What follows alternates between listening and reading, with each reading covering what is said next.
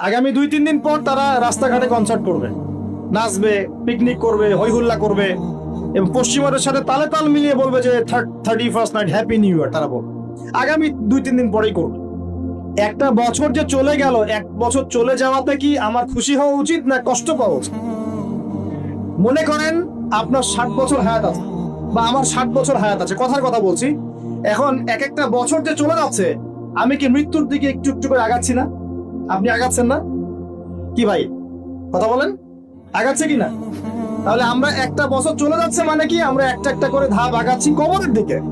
তার মানে 1 বছরে আমি কতটুকু নামাজ পড়লাম, কতটুকু রোজা রাখলাম, কতটুকু তসবিহ তাহলিল করলাম, কতটুকু দাওয়াতি কাজ করলাম, দিনের জন্য কতটুকু কি করলাম, এইটা ফিকির করা উচিত না আমার?